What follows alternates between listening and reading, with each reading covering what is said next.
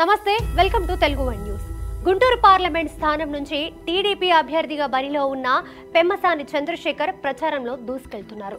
ప్రచారంలో కావచ్చు, ప్రజాభిమానంలో కావచ్చు పెమ్మసాని చాలా ముందంజలో ఉంటే అధికార వైసీపీ మాత్రం ఇక్కడి నుంచి పోటీ చేసే అభ్యర్థి విషయంలో ఇంకా అయోమయ పరిస్థితిలోనే ఉంది.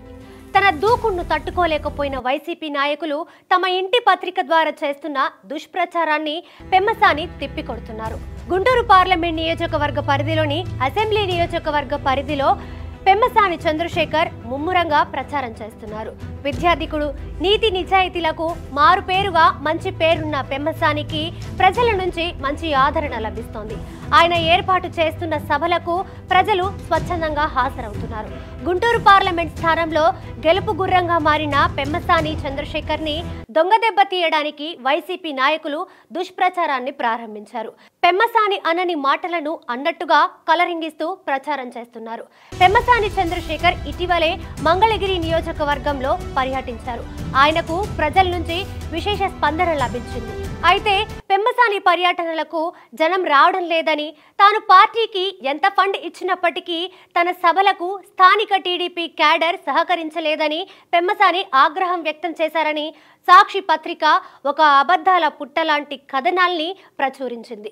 లోకేష్ వస్తేనే జనాన్ని తరలిస్తారా, నేను వస్తే కార్యకర్తలు కూడా రారా అని పెమ్మసాని అన్నట్టుగా సాక్షి పత్రికలో ఒక అవాస్తవాల కథనాన్ని వడ్డించారు. తన మీద ఇలా అసత్య ప్రచారాలు చేసిన సాక్షి పత్రికకు పెమ్మసాని చంద్రశేఖర్ లీగల్ నోటీసులు పంపించారు.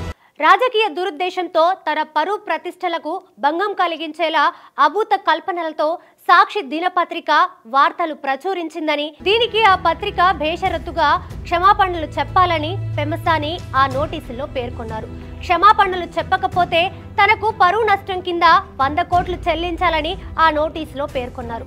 తనకు లోకేష్ కి మధ్య గొడవలు సృష్టించాలనే కుట్రతో ఇలాంటి అసత్య కథనాలను సాక్షి ప్రచురించిందని ఆయన నోటీసులో పేర్కొన్నారు. ఇదిలా ఉంటే వైసీపీ నేతలు పెమ్మసాని చంద్రశేఖర్ మీద ఒక ప్రచారానికి తెరతీశారు. పెమ్మసాని దగ్గర డబ్బు బాగా ఉందని, ఆయనకు ఓటు వేస్తామని చెప్పి 5,000, 10,000 తీసుకొని వైసీపీకి ఓటు వేయండి అంటూ గుంటూరు పార్లమెంట్ నియోజకవర్గంలో ప్రచారం చేస్తున్నారు. ఈ విష ప్రచారానికి పెమ్మసాని స్ట్రాంగ్ కౌంటర్ ఇచ్చారు.